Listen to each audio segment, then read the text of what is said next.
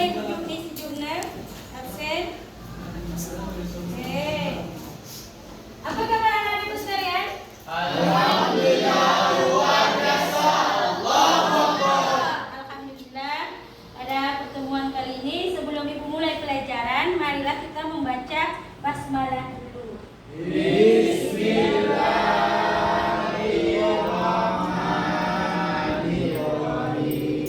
Alhamdulillah, mudah-mudahan pada pertemuan kali ini setelah proses pembelajaran kalian dapat mengambil ibrah atau pelajaran dari materi pada hari ini. Oke?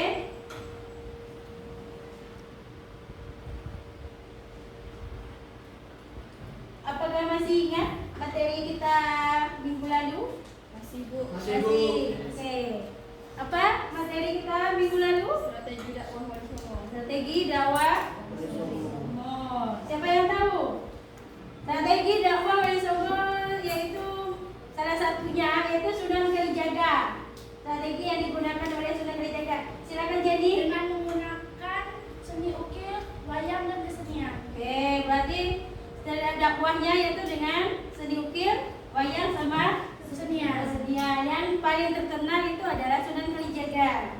Selain itu ada Sunan Gunung Jati. Strategi yang dakwah digunakan oleh Sunan Gunung Jati. Ayo, apa?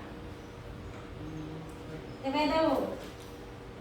Sunan Gunung Jati strategi dakwahnya yaitu di bidang politik. Yaitu dia sebagai pencetus kerajaan Islam yaitu kerajaan Cirebon.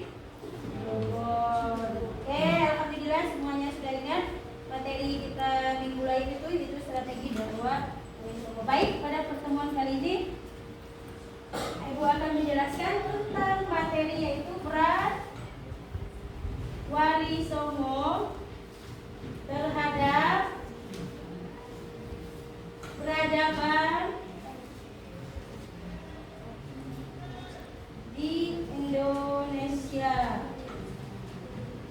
Minggu lalu kita sudah bahas, berarti materi hari ini adalah peran wali songo terhadap peradaban di Indonesia. Adapun tujuan yang harus kalian dengarkan, kalian amati, kalian ingat, yang pertama yaitu kalian harus bisa menjelaskan tentang peran wali songo. Salah satunya mungkin dari ada 9 kemarin ada 9 wali songo itu dari peradaban Islam itu apa peran dari mereka? Misalnya contoh salah satu itu Sunan Kalijaga, Sunan Gunung Jati, Sunan Gresik dan Sunan lain sebagainya. Oke, yang kedua tujuan pelajaran pada hari ini yaitu kalian dapat menyimpulkan materi tentang peran wali songo terhadap peradaban Islam. Dan yang ketiga kalian nanti setelah kalian mengamati video, yang terakhir itu adalah mempresentasikan peran wali songo terhadap peradaban Islam di Indonesia. Oke. Selanjutnya kita akan masuk. Kemarin Ibu sudah membagikan beberapa kelompok. Silahkan kalian mencari kelompoknya yang sudah Ibu bagikan. Silahkan sekarang buat kelompok. Yang setiap kelompok itu terdiri dari 5 atau 4 siswa. Oke, silakan buat kelompoknya yang sudah Ibu buat. Silakan. Ya. Sekarang Ibu ada kemarin sudah membagikan video, link video di WA chat masing-masing kalian. Ada kan bawa HP semuanya? Ada, Bu. Ya, alhamdulillah sudah semua. Silakan buka WA grup kelas kita. Di situ ada link videonya. Tugas kalian amati video ini yang pertama. Amati videonya. Silakan kalian Ibu kasih waktu 10 menit dalam diskusi dan materi ini ketika dalam diskusi nanti kalian amati setelah itu ada pertanyaan. Pertanyaannya amatilah gambar video tersebut apa yang terkait dalam video tersebut dan peran siapakah para wali songo yang paling banyak dominan dalam video tersebut. Misalnya contoh video misalnya Sunan Kudus atau Sunan Muria atau Sunan Gunung Jati. Dan apa peran dari Sunan tersebut? Misalnya contoh di dalam video tersebut kan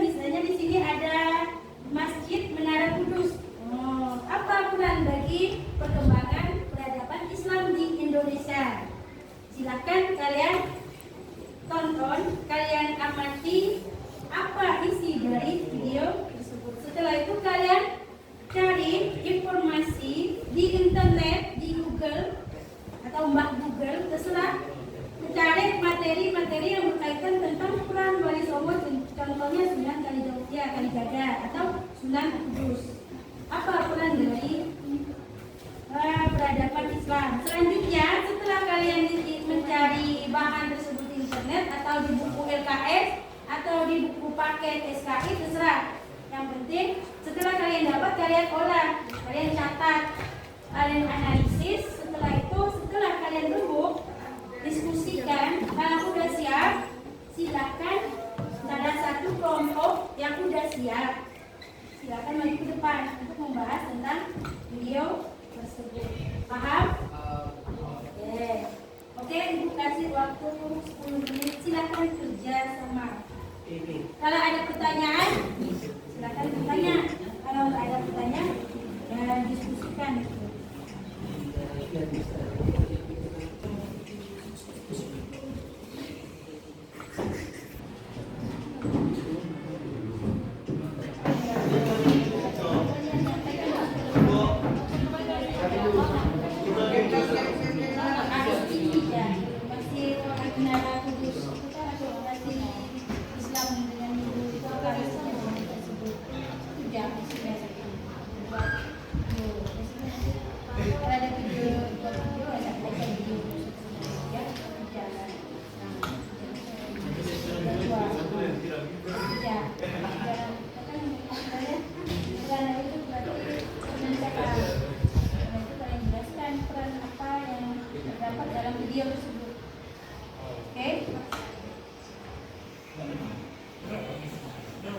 Udah dilihat belum?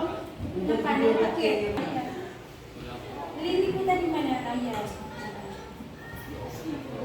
Datang apa?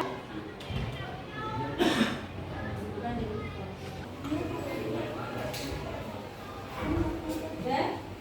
Untuk mencari nanti. Tanya apa? Siap kelompoknya, silakan maju presentasikan salah satu kelompok yang sudah siap. Siapa? Kelompoknya nomor 2. Nomor 2 berarti itu ya.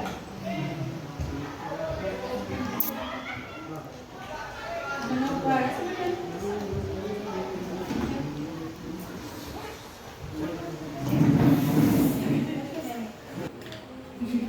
Assalamualaikum warahmatullahi wabarakatuh. Waalaikumsalam warahmatullahi wabarakatuh. Kami dari kelompok 2 yang beranggotakan saya Munafal Islam sebagai moderator, Rizky Pratamibowo sebagai pemateri, Alfi Termaksari sebagai penulis, dan Selvi sebagai pemateri, sama seperti Rizky Pratamibowo. Baiklah, pada pertemuan kali ini kami akan menjelaskan mengenai sejarah Masjid Menara Kudus atau yang sering kita kenal dengan Masjid Al-Aqsa yang dibangun oleh salah satu tokoh Wali Songo yang bernama Sunan Kudus. Baiklah, tanpa berlama-lama lagi, saya serahkan kepada si pembawa materi Rizky untuk menjelaskan mengenai Masjid Kudus atau Masjid Al-Aqsa. Pada Rizky, dipersilakan. Ya, Assalamualaikum warahmatullahi wabarakatuh. Waalaikumsalam warahmatullahi wabarakatuh.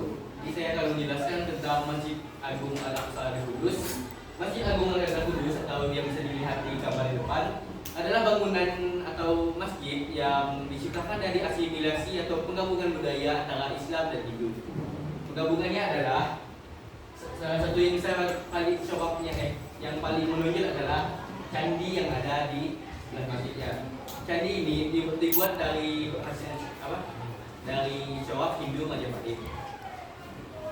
Dan masjid ini dibuat oleh Sunan Kudus pada 956 Hijriah atau 1549 Masehi.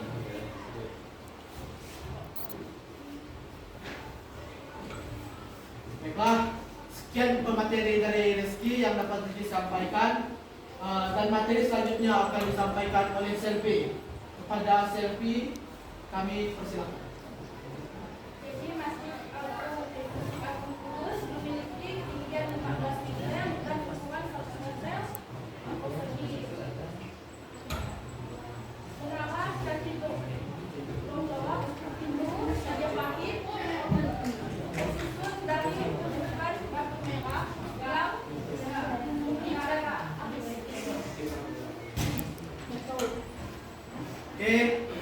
Sekian materi dari kami mengenai Masjid Kudus, Masjid Menara Kudus atau yang kita kenal dengan Masjid Al-Aqsa yang dibangun oleh salah satu anggota Wali Songo yang bernama Sunan Kudus.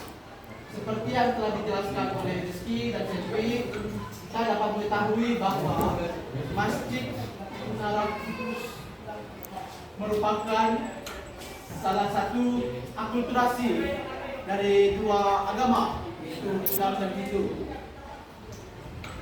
Baiklah, sekian dari kami. Mohon maaf jika ada kesalahan dalam kata ataupun dalam penjelasan dari kami berempat. Kami ucapkan mohon maaf sebesar-besarnya. Baiklah, karena permateri kami sudah selesai, maka kami akan membuka sesi tanya jawab. Baiklah, apakah di antara kelompok yang lain ada yang ingin bertanya? Assalamualaikum warahmatullahi wabarakatuh. Waalaikumsalam warahmatullahi wabarakatuh. Saya Ustazah dari kelompok 3. Masjid Menara Kudus merupakan sumber toleransi umat beragama. Di video ini dijelaskan tentang sejarah Menara Kudus. Jadi pertanyaannya, apakah pernah masjid ini dijadikan tempat berdakwah oleh Sunan Kudus? Terima kasih. Wassalamualaikum warahmatullahi wabarakatuh. Waalaikumsalam warahmatullahi wabarakatuh. Yang kita ketahui, Masjid Kudus bukan hanya tempat untuk beribadah, karena pada masa-masa tersebut ada salah satu ketika salah satu anggota Wali Songo yang berdiskusi mengenai bagaimana cara mereka untuk menyebarkan ajaran Islam di Jawa. Yang tempat Menara Kudus merupakan salah satu tempat di mana Sultan Kalijaga yang berhasil menemukan salah satu metode untuk menyebarkan Islam di Jawa. Seperti yang kita ketahui, metodenya adalah dengan wayang dan seni corak. Oke. Apakah masih ada pertanyaan yang lain? Kelompok lain? Ya, kelompok lain. Baiklah, karena pertanyaan tadi sudah secara tidak langsung sudah saya jawab, walaupun sebenarnya saya ingin menjelaskan saja, maka sesi tanya jawab sudah selesai. Baiklah, maka karena sesi jawab sudah selesai, maka akan dilanjutkan dengan sesi kesimpulan yang akan dibacakan oleh Alfi Demak Sari Pratama. Kepada Alfi Demak Sari Pratama, kami persilakan. Baiklah, saya akan menyimpulkan apa yang telah dipresentasikan oleh kedua panelis saya tentang Masjid Menara Kudus atau Masjid Al-Aqsa. Masjid Al-Aqsa dibangun oleh Muhammad Siddiq atau yang dikenal dengan Sunan Kudus. Masjid Al-Aqsa merupakan salah satu masjid terbesar di Jawa Tengah, terletak di Kuman, Kecamatan Kabupaten Kudus, Jawa Tengah. Masjid tersebut menjadi simbol toleransi antar umat beragama karena memiliki arsitektur yang unik dan menggabungkan antara budaya Islam dan Hindu. Dibangun oleh Sunan Kudus pada 950 Hijriah atau 1549 Masehi dan sekitar 500 tahun usianya yang sekarang. Bangunannya memiliki ketinggian 15 meter dan luas tanah berukuran 100 meter persegi. Pada menara candi di sisi timur memakai arsitektur bercorak Hindu Majapahit. Gapura dan bangunan menara tersebut dari tumbukan batu merah, unik dan artistik. Masjid ini masih aktif digunakan hingga sekarang untuk beribadah, bahkan menjadi tujuan wisata religi. Baiklah, Yang bisa saya sampaikan, saya akan kembalikan ke moderator.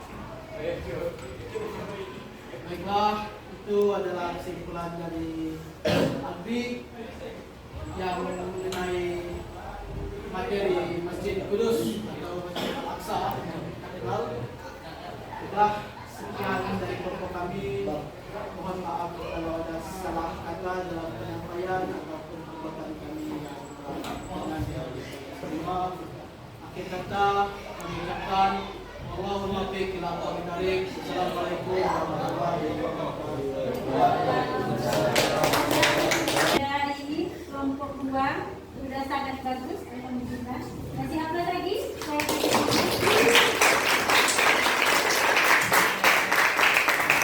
Apa yang disampaikan dari kelompok 2 semuanya sudah bagus dan benar. Karena kita kemarin sudah membahas tentang beberapa gambar dari strategi dakwah wali songo, dan kaitannya kemarin adalah salah satu contoh dari Masjid Menara Kudus, apa yang sampai pada saat ini yang kita kenal adalah Masjid Al-Aqsa.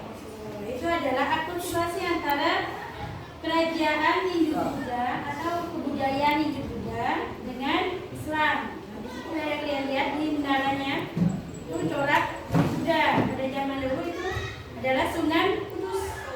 Sunan Kudus ini memberikan akulturasi yang tanpa merubah kebudayaan pada masyarakat pada zaman dulu. Dan sekarang ini kalau tak salah ibu masih sampai saat ini sebagai objek wisata. Di objek wisata istilahnya banyak para masyarakat dari luar itu, dari Pulau Jawa itu banyak berkunjung melihat tentang benar tidak sih Masjid Menara Kudus itu memiliki peranan penting dalam penyebaran Islam di Indonesia. Ya, sangat penting itu. Karena kita lihat di sini. Oke, di sini Ibu akan menjelaskan sedikit materi tentang peran Wali Songo terhadap peradaban Indonesia. Siapa di antara kalian tahu apa itu arti peran? Oke, ayo. Gimana? Siapa? Nah, silakan. Nah. Apa arti peran Wali Songo? Peran arti peran. Silakan. Nah.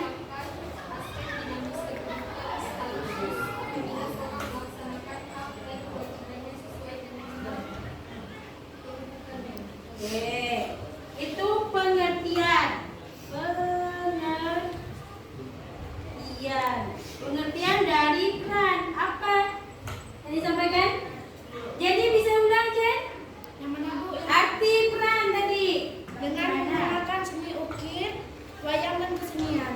peran, arti peran, pengertian peran apa nah yang disampaikan temanmu tadi? Oh, pengertiannya. Nah, pengertiannya peran adalah aspek dinamis ya digunakan oleh para wali dalam menyiarkan agama Islam. Oke, yang pertama ada bidang ada bidang pendidikan. Dalam bidang pendidikan itu ada dua. Jenis yang pertama itu adalah mendirikan masjid dan membangun pondok pesantren. Nah, di situ kalian lihat gambar siapa ini? Sunan Kudus yang tadi kita bahas sesuai dengan video, yaitu adalah apa masjidnya yang paling terkenal sampai sejarah peninggalannya adalah Sunan apa masjid. Oke, yang selanjutnya yaitu bidang seni arsitektur, yaitu pembangunan masjid dengan gaya arsitektur yang indah dengan sentuhan etnik dan budaya lokal. Itu oleh Sunan Kudus tadi. Selanjutnya peran Wali Songo terhadap peradaban Islam di Indonesia itu di bidang seni dan budaya. Di situ ada rebana. Wah, tahu rebana? Siapa yang tahu apa itu rebana? Pernah dengar rebana? Yang ada di kendang tuh? Yang pelang acara pernikahan, apalagi? Selamatan, syukuran, dan sebagainya. Itu rebana itu adalah seni budaya dari timur. Nah, pertanyaan tadi di awal Ibu akan memberikan evaluasi. Tapi sebelum memberikan evaluasi, apakah di antara kalian dapat menyimpulkan materi kita pada hari ini, yaitu tentang peran Wali Songo terhadap peradaban di Indonesia? Oke, siapa yang bisa? Rangga, silakan. Nah, silakan berdiri. Peran Wali Songo terhadap peradaban di Indonesia adalah sebenarnya Wali Songo adalah nama suatu Dewan Dakwah atau Dewan Mubalik Apabila ada salah seorang wali tersebut pergi atau wafat, maka akan segera diganti oleh wali lainnya. Era Wali Songo adalah era berakhirnya dominasi Hindu dan Buddha dalam budaya Nusantara untuk digantikan dengan kebudayaan Islam. Mereka adalah simbol penyebaran Islam di Indonesia, khususnya di Jawa. Tentu banyak tokoh lain yang juga berperan, namun peran mereka yang sangat besar dalam mendirikan kerajaan Islam di Jawa. Juga pengaruh terhadap budaya masyarakat secara luas serta dakwah secara langsung membuat 9 wali ini banyak disebut dan dibandingkan yang lain. Oke, terima kasih. Kasih tepuk tangan dulu. Kita mengadakan post test. Oh, ada post test tentang peran Wali Songo terhadap peradaban Islam. Oke? Siapa yang tahu jawab? Nanti nilainya dibuka 100. Oke. Jelaskan salah satu atau analisis atau klarifikasikan.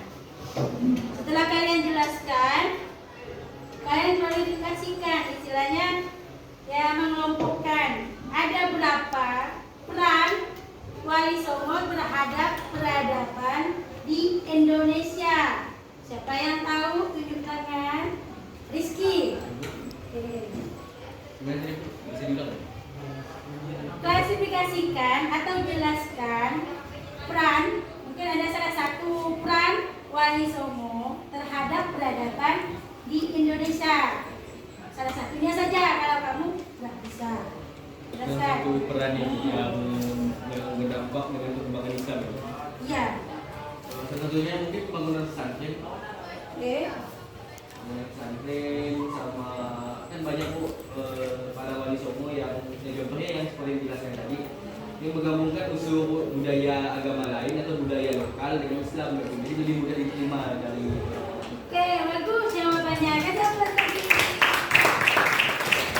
Oke. Baik, pada pertemuan kali ini Ibu tutup.